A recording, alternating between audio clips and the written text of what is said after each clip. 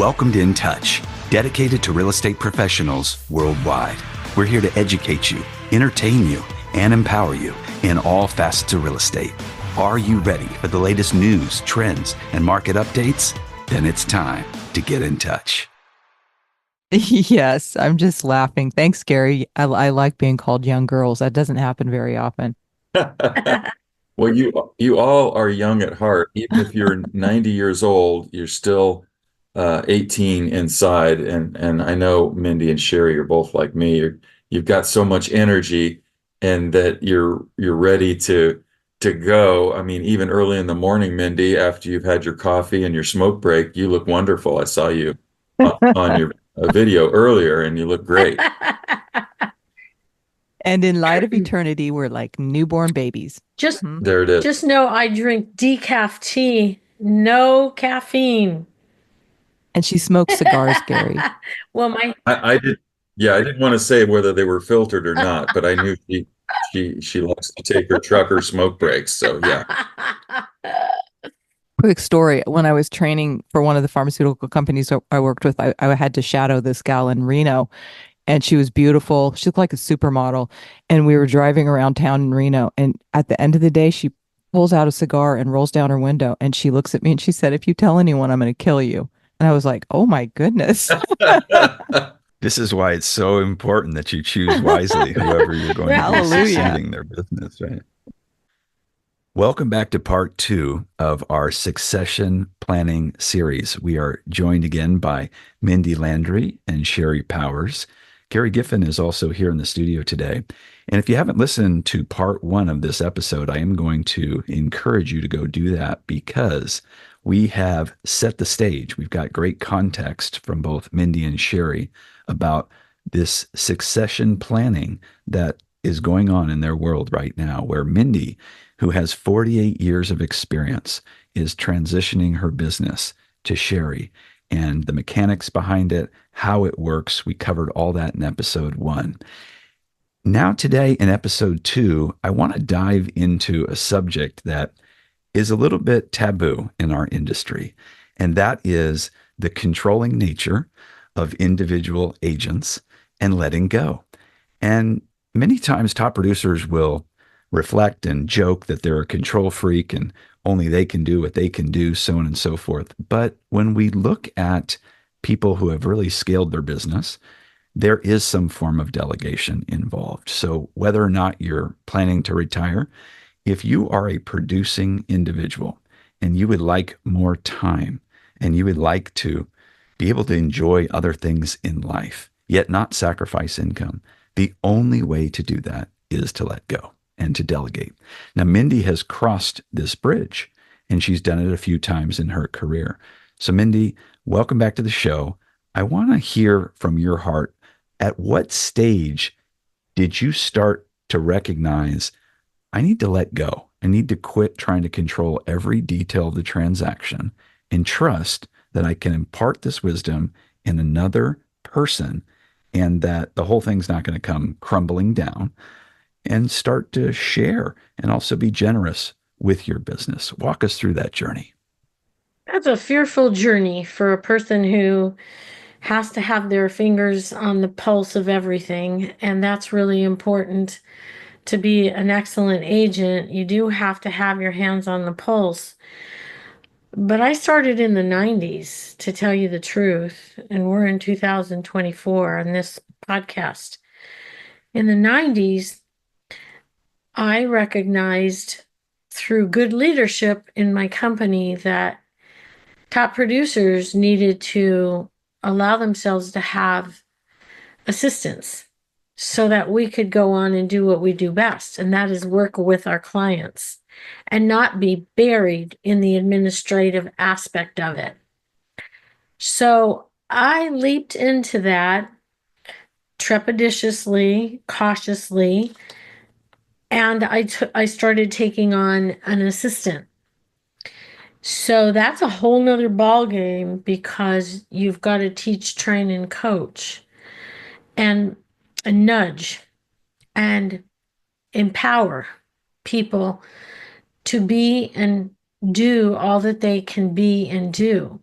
And that takes encouragement and that takes faith. And so screening in and interviewing and choosing the right people is most of the battle. And then the other part of that is molding and chipping away at my own character to be able to let go and to be able to trust and know that even if we make a mistake, we'll fix it and we'll move forward. And I've always told the assistants, and this is scary, but I made sure they understood how serious our business is. I said, everything you say and do, and everything you don't say and do could cause a lawsuit. So you need to be careful and think through how you handle anything in this business. So that put everybody on notice right from the get-go, but that's the truth about our business.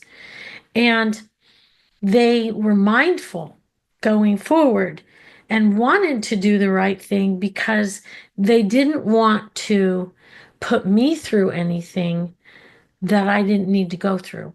So we built a common ground of camaraderie, care, trust, and respect with each other.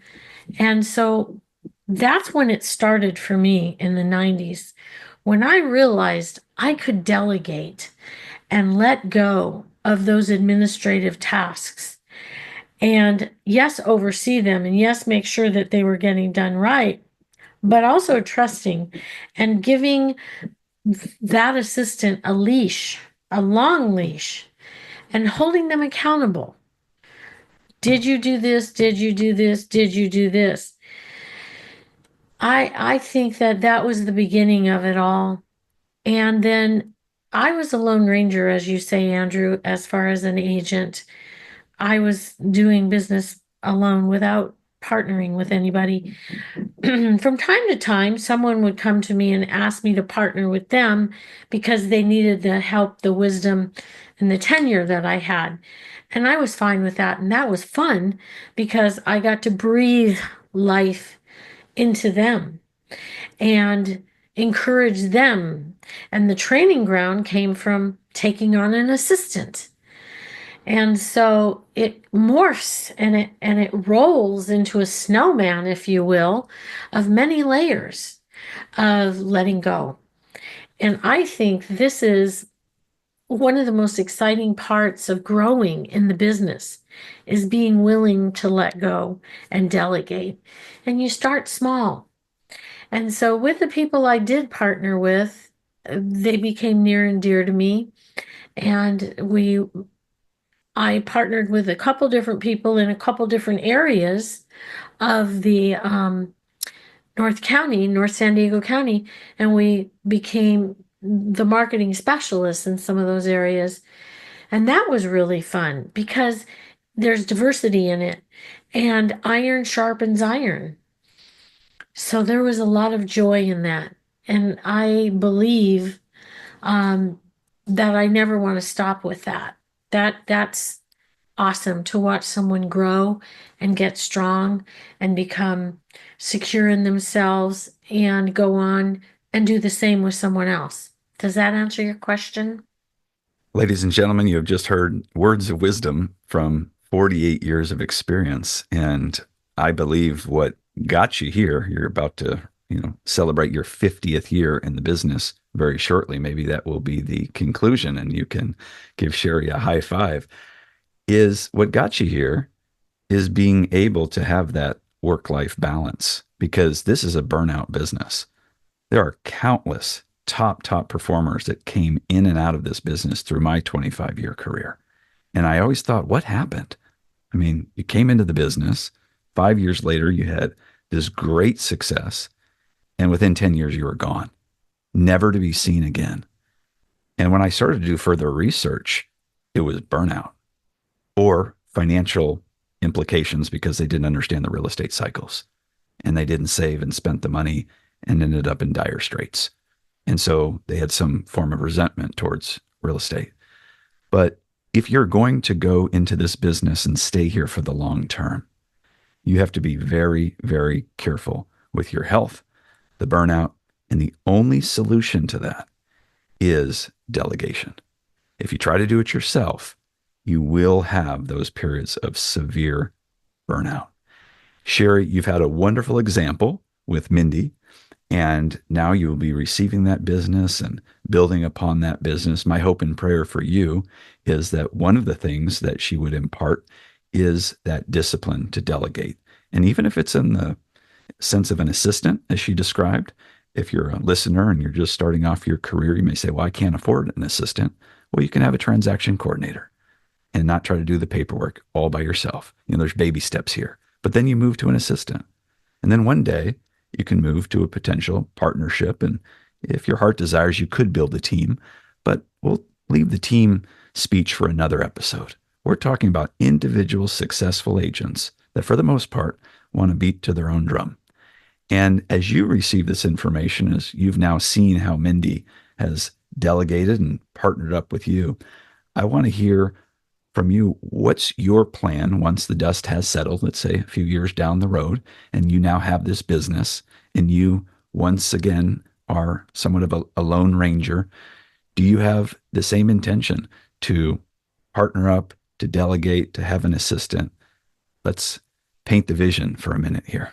I thrive in on teams. And so I'm always scanning the horizon for great agents. And admittedly, my standards are pretty high. So I really haven't seen the person that really excites me as far as that's somebody that I could partner with. I've had great teamwork with other agents on other transactions over the years and enjoyed them. But you really have to be protective of your own values. And what I love about Mindi, I love this analogy of the blessing zone, where if you look at a football field, in the end zones, you have Mindi on one end and Sherry on the other, and then there's the 50-yard line in the middle. And if both parties are going not just to the 50-yard line, which covers the whole field, but going beyond, now you've got double coverage. And so there's a lot of blessings that flow, and people that are of that mindset are rare. They truly are rare. And I said before, not keeping score, just doing what's in front of you to do. And what I've learned so much from Mindi. Every time I talk to her, I learn so much. But she has a way of understanding people and then communicating very effectively. And I think it flows from a heart that cares. I loved some things that you said. You understand that everything you say and do and everything you don't say and do can cause a lawsuit. This is a very serious business, but it's super important to want to have serious fun, because you will burn out. And like for me, I get on my treadmill in the morning and I covet that time. I don't want people to interfere with that time, because I need to take care of myself so I don't burn out. And now that I'm working with Mindi, I'm not exactly sure how I'm going to handle it when she's gone, but I did it before, and I can do it again. But I'm always looking out for that person that, and Mindi nailed it when she said she was realizing with her assistant that she had to teach, train, coach, nudge, and empower. On the flip side of that, we all have to be coachable. We all have to be open to changing and not doing everything my way. And that in itself is a tricky character or quality to uncover in someone. So always looking, hoping that there's, succession plan part B for Sherry down the road. But I'm so focused on what's in front of me right now. I guess I need to start giving a little more thought to that. And it brings us back to the point that we mentioned in the first episode about discipleship. So the final command that Jesus gave here on earth to his disciples was go and make disciples to the ends of the earth, baptizing them in the name of the Father, the Son, and the Holy Spirit. A profound statement. That was it. all encompassing, everything he had taught. He said, now go and make disciples. And so if you are a person of faith and you would like to bring your faith into the workplace and demonstrate how much you love God and how you're obedient to his commands, I don't know of a better way in our industry to reflect the character of Christ than to disciple somebody else. Because it shows, again, putting someone else's needs above your own, someone else's benefit above your own, which is kingdom thinking. And we have the opportunity. I mean, there is demand. There is so much demand in our industry of people who have good character. They are rare, Sherry, as you mentioned. You got to hunt, you have to look. But there's also prayer that's involved. And what I've experienced in my own life is when I pray, Lord, send me somebody, he will. And whenever that season is finished, because the discipleship may be for 6 months, it might be for a year, it might be for several years. But at some point, you have some time to breathe, and that person has obtained the knowledge and impartation of whatever wisdom you were able to offer that can benefit them. Well, then you get a little resting and reflection period, and somebody else will come into your life. I just had this happen to me yesterday. I was at Point Loma Nazarene University attending an innovation event. And these are entrepreneurs that are building out the next generation of ideas to develop medical devices and biotechnology. Very smart people. But what they wanted more than anything from the individuals there was simply encouragement and discipleship. Sure, we could comment on their idea and measure their idea and see if it had marketability and scalability and was ready for venture capital. But most importantly, they wanted to understand how we had gone on our journey and were we open to sharing and discipling them on their journey. So a very exciting time. Gary, I want to get your thoughts on this. Discipleship has always been something as a core value in this agency to take somebody under your wing. We're now moving to the next level, which I keep referring to as multiplication, where there's an expectation if you would like to go on a biblical path. This is the biblical command that Christ gave, go and make disciples, not only to disciple somebody, but also to have an expectation clear from the very beginning that they too would go and disciple somebody. They wouldn't just receive the information. Thank you very much. My business is now a great success, but I'm not going to help anybody else out. I just received something. I'm going to go do my own thing. So in your walk, because I know you've helped disciple a lot of people, have you seen the multiplication? Have you seen somebody that you discipled going off and discipling someone else who goes off and disciples someone else? Give us your thoughts on the subject. Sure, Andrew. I mean, you've introduced me to some very young would-be or want-to-be agents, and I've discipled them throughout the years. And I haven't seen them go out and recreate that discipleship, but I know that the training and the wisdom that I have given them, that they've taken it and either, used it in another career or whatever they, decided to do with it. I know it was a blessing for them. So, would I like for them to go and use that information wherever they go? Absolutely.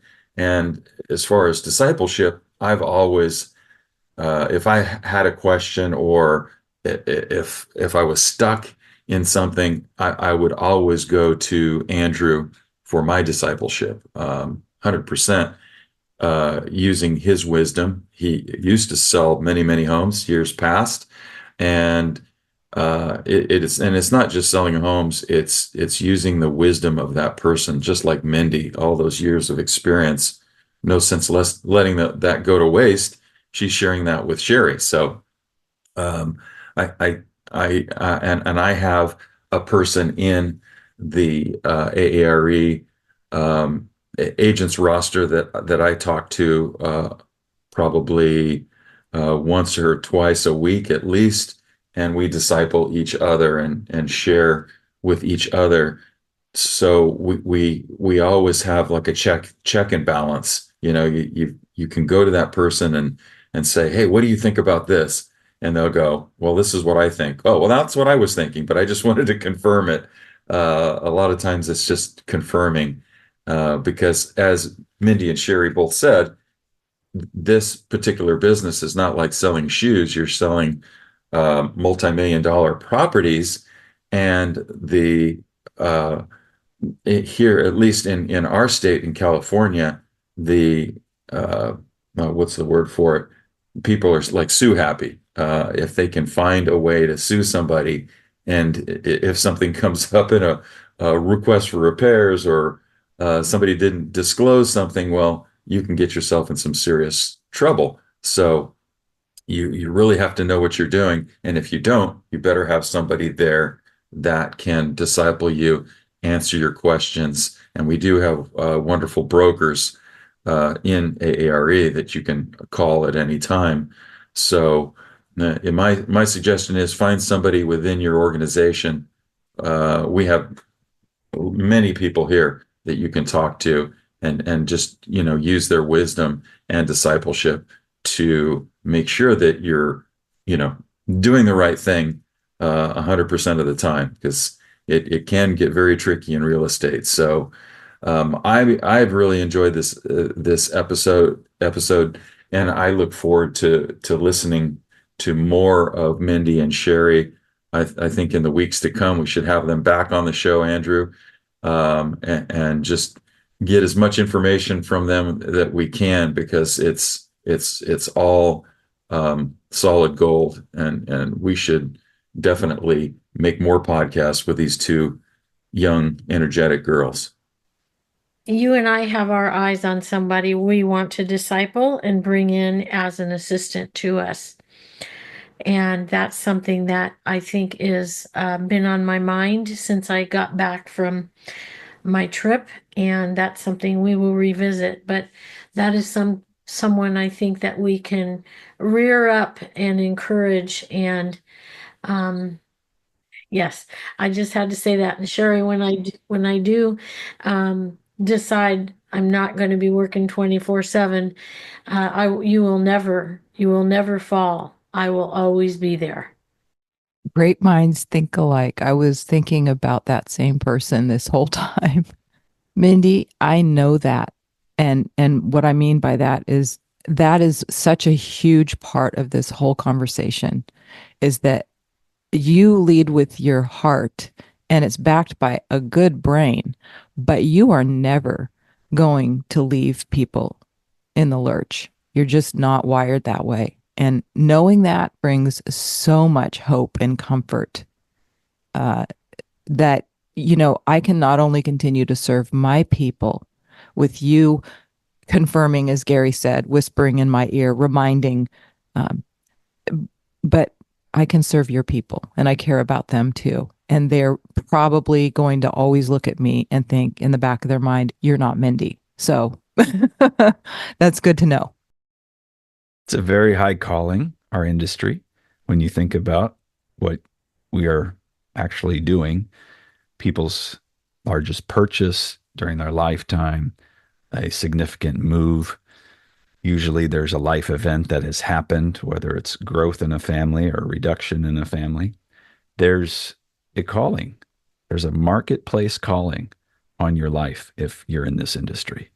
And you have been appointed as a shepherd, whether you realize it or not, to care for people.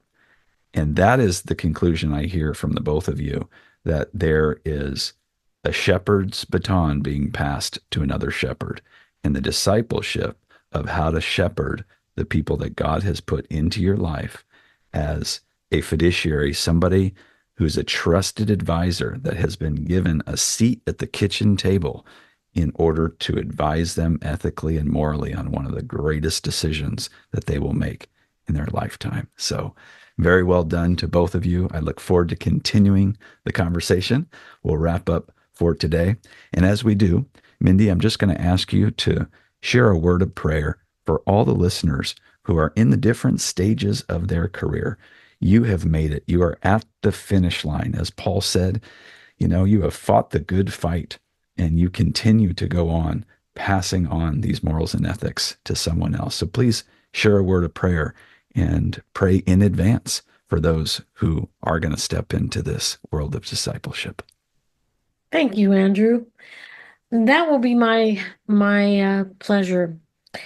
You know, Lord, you know the burden of being a realtor. You know what we have to do. You know what we have to say and what we don't have to say. And you know that we are in a situation where at any moment in time, we can be tempted to not do the right thing. At any turn, I ask that everybody listening to this remembers, Lord, to do the right thing, because that's what you say we should do. And there will be a return of great value for doing that, Lord. And I ask that each and every agent be held up by you, that you walk before them, behind them, and next to them through every transaction, through every situation, through everything that they need to do and say, and that it's the right thing, and that this agency and these agents are all blessed as a result of it. And I pray this in your precious name, dear Jesus. Amen. Amen. We hope you enjoyed this episode and look forward to continuing the conversation with Mindi Landry and Sherry Powers. We'll see you soon.